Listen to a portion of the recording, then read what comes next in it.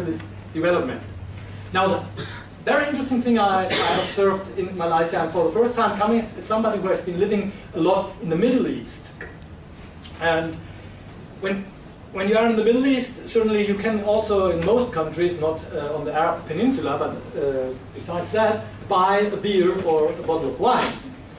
It normally will be sold by Christians. Not that only Christians drink that in those countries. There are also Muslims who buy it, but they rather would not sell it. To sell alcohol is very problematic. Now you come to Malaysia, and you enter a shop, or 7-Eleven for example, which is at every corner in Kuala Lumpur, and you will have somebody who at least looks like a very devout Muslim selling you without any kind of problem beer and liquor. So apparently here the normative association between selling and drinking is rather different from what I experienced in the Arab Middle East, or when I was serving as a guest professor in Turkey, for example. So there you can also see how national contexts are important, and I think a part of the national context is certainly the amount of non-Muslim people living in Malaysia. And in particular, Chinese people like to have a beer once in a while. So the kind of marketing and selling it there is apparently not the major problem. Let me come to my last example. The meanwhile president of Turkey, before Prime Minister Recep Tayyip Erdogan. I have chosen this photo montage because it is the clear expression of what I want to say. Erdogan has here a little Ataturk on his tie, but a praying Ataturk. It's a picture from the 1920s where Ataturk stands in front of the mosque. So it's a good Ataturk in that sense. But what I want to indicate is that although he is the representative of the Islamist wing in Turkey, he's very Kemalist. And you can see in the AKP politics and in the let's say the self-construction of these politicians, how Kemalist they are. Probably Erdogan is the most resembling of Ataturk, meanwhile, we have had in the history of Turkey, in the way he became so big-headed. And so, I mean, he previously was willing to have advisors, and a journalist told me at the beginning of the success of the AKP, what he makes him different from all other Turkish politicians is he's sometimes listening to these people around him. He now has completely shut down. He's not listening to anybody else, and that pretty much Ataturk in the end did as well. Now, why I mention him is he was traveling under the so-called Arab Spring, the Arab world, and promoting the Turkish model. To have a morally sober kind of government with religious roots, but a secular state. And that, please, Egyptians, Tunisians, and so on, should take this model as their example.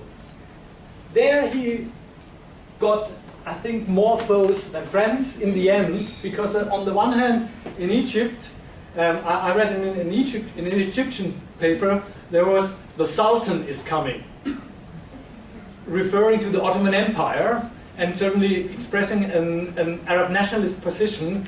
Now the Ottomans come back and want to teach us.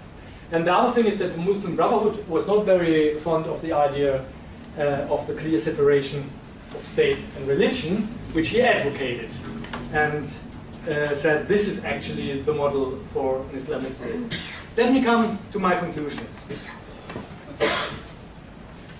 Now the first one is, what I want to emphasize here is, and I said in the beginning the main argument, that Muslim modernities are not detached from what I call global social imaginaries. And, as the three last examples also clearly show, they are certainly strongly conditioned by national contexts. The second is that I do not see a clear-cut distinction, actually, between Islamic and Western modernities. They are rather entangled and influence each other in these construction processes. And I would suggest one could go further, academically, scholarly, in using these successive ideal types and ideas about subjectivity formation as analytical instruments to observe processes in the Muslim world.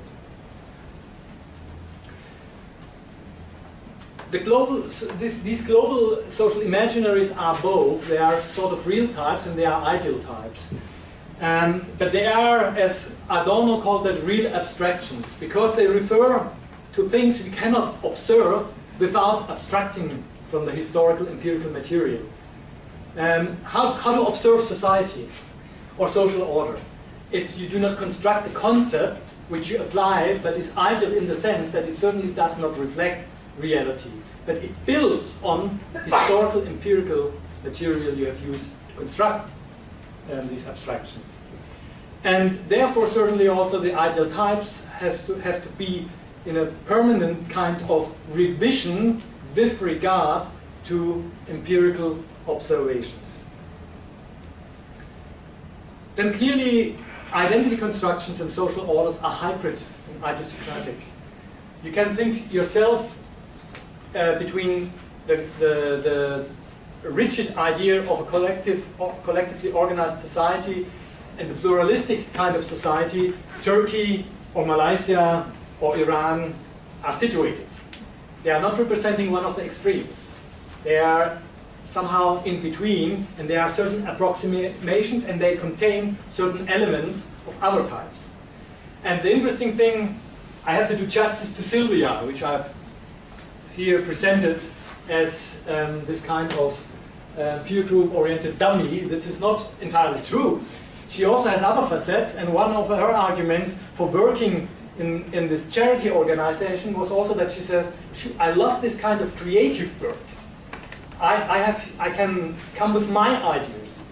In most other jobs I have not. So she was emphasizing that she actually also, as a working subject, was following the ideal of being a creative worker and not somebody who does a routine of every day.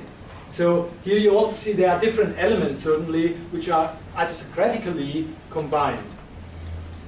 And let me end on a more critical point. I use the successive modernities, and I'm not sometimes very happy with the strong implication of this idea of succession, that they replace each other. And this is in particular when we look at forms of social organization or social order from a world history perspective. So we will see both coexisting. And there is probably a hegemonic narrative on, for example, democracy. Already in the 1990s, Hafiz al-Assad in Syria was presenting Syria as democratic, which certainly was odd, but the interesting thing, the regime thought it's necessary to join this kind of rhetorics of democratization because it's globally hegemonic. And then you get the argumentation, but we make it a bit differently.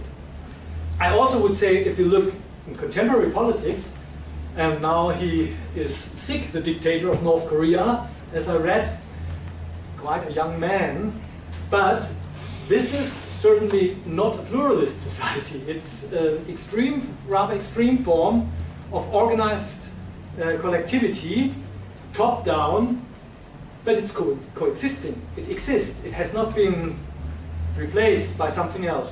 So the strong notion of a temporality in these successive modernities, I think, is problematic, and I at least wanted to indicate that at the end of this talk, before I thank you for your patience and listening to me. Thank you.